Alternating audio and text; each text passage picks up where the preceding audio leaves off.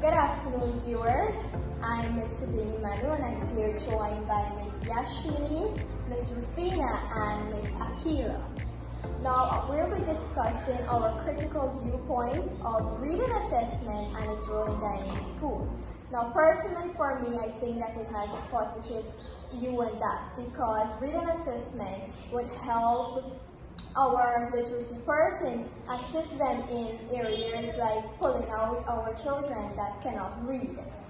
Can you guys share your viewpoint on that? Okay, so I believe that reading assessment plays a critical role on guiding students. It helps teachers to significantly understand the ability of each pupil. It gives teachers opportunity to gather information on each learner.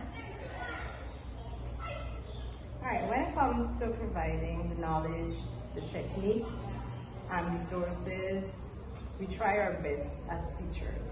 And though we try and we use these techniques, sometimes they don't help. We don't know what the child needs.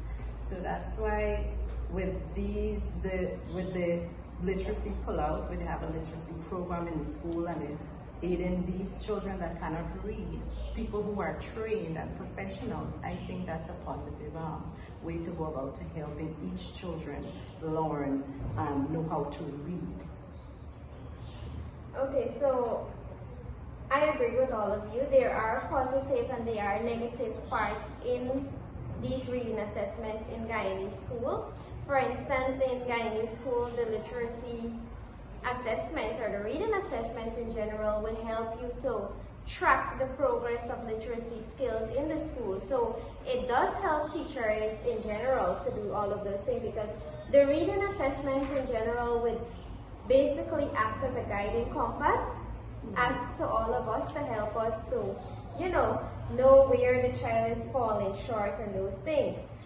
But there is also negative comments on it because I believe that the reading assessments, they are standardized, which I think is not right because I think that it should cater for linguistic purposes, it should cater for cultural aspects and all of that, and the socio-dynamics of every child in the classroom, and it does not because you would give one specific diagnostic or one specific reading assessment to every child in the class when specifically we are catering in classrooms. They are telling us to teach the children based on, okay, if they're slow learners, if they're high flyers and those stuff, but these assessments come in, they are one standard assessment, so I think that could be not fair. Yeah, it's not fair. I think that's a negative view. And also I think it focuses on basic reading skills, and you would not really find diagnostic assessment bringing out vocabulary skills, grammar skills, and those things. You would see it focuses on what? Reading, comprehension, composition, writing, and stuff. It does not. It needs to focus on the broader area of literacy. So that is my point of view on it, both negative and positive. And I totally agree with you because each child learn at their own pace, and it's not one size that fits all. And we have visual learners. We also have learners that they would read a book and remember that. We have auditory learners and stuff like that. We have learners that would learn from a demonstration or experiment or things like that also. Correct. So the reading assessment should not be standardized. It should cater for every need of the child. Yes. Yes. However, with the pullout, I believe that it will focus on each child's individual strength. I believe that this pullout now will help to focus on the child's reading fluency, their comprehension, their syllabication skills, their vocabulary skills. Even their handwriting skills. Their handwriting, their rhyming skills. So, however, I do agree with you, but with the recent pullout now, and this is the entire Guyana. So I believe that this now will be able to benefit these students effectively. Correct. And I agree with you because I think the problem in Guyanese society in this context is that The problem is not like reading the words. The problem is pronouncing and breaking up each words and knowing blends, like how to blend each letters and knowing rules of each letters to blend those words together to make a sound, to make the sound of the word. Yes, but that is why personally I am saying that the reading assessments that they are giving us, it is making it hard for teachers to have a direct point as to where exactly the child does not know, right? Because we would give the child to read, and then we have to figure out now if there was like something that was helping us to know exactly where. Is this child having problem pronouncing letters? Are they having problem blending the letters together to make the word? So it goes both ways, negative and positive views. And these assignments, I believe they are criterion reference assignments. They don't, I don't think the government or the ministry asks us how far we have taught, what these kids or what these pupils know. So it's like the students going in with a blind eye when it comes to these diagnostic assessments. True. Yes, I believe in that. I believe that with the criteria, they're basically just focusing on the criteria. They just want an outcome without actually breaking this thing down into parts. You know, if the child can read properly, if they can spell, if they know to blend letters. It's basically just criteria. They're just working towards the criteria. Correct. So those are our points of view on your question. Thank you. Okay, so we're now going to share on our critical view on action plan. Now, basically an action plan is a document that outlines your specific objective, action, resources, and deadlines for your development. The purpose of this assessment is to give accountability of learners' strengths and weaknesses. Right? Now, with the completion of your reading assessment, an action plan must be prepared, which it was focused on their areas, namely our instructional reading level, our reading fluency, and our reading comprehension. Now, can you share your critical view on these 3 points that I would have mentioned? Okay, so I start with the instructional reading level. In this level, teachers can guide students as they practice repeated reading. They can expose students to different reading instructions. They can help, and they can even help pupils in finding keywords in the given instructions. You know, for instance, normally we would just give the students an instruction and we would read it. With the instructional reading level, if we allow them now to read instruction themselves, even in exams where you cannot read for them, they will know certain keywords and know exactly what they have to do.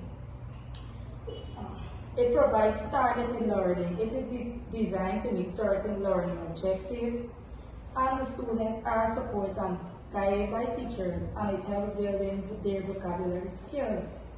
However, even though there are advantages to this, there are some potential drawbacks that we should take into consideration. With this now, students might heavily depend on teachers. They now would expect the teachers to do this and to do that, and with that now they won't necessarily learn anything. They will depend entirely on the teacher. So that is my view on this. Yes, when it comes to reading fluency, it's not all about, yes, it's all about blending words, knowing how to spell, knowing their grouping. Like for example, we know that cat, bat, they always end with AT, and we can always model them in front of the kids and to show that when you always hear the word bat or cat or rat, we all know that it ends with AT at the end, right? So it's not always about knowing how to spell or knowing how to blend these words. We know that in sentences and in reading, we have full stop, we have comma. So teaching a child how to read and use these punctuation marks is really helpful. And I as a teacher, I model this in my classroom. And I believe this will help them when it comes to these diagnostic tests or these exams, to help them know where, oh, this have to go there and this have to go here. And that's my point of view and my kind of experience that I've encountered. So the reading comprehension, the third point that you mentioned, I think it's a really good thing in the classroom because it demonstrates a variety of ways and analyze a lot of ways to ask questions. Like you can ask one question in 3 ways and have the same answer for it. So the reading comprehension now helps students to read, enrich their vocabulary skills, like build their vocabulary skills. Also, there is a negative thing because you would notice that we have some children in the classroom that can read so well, so fluently, observe all punctuation points, everything up to date.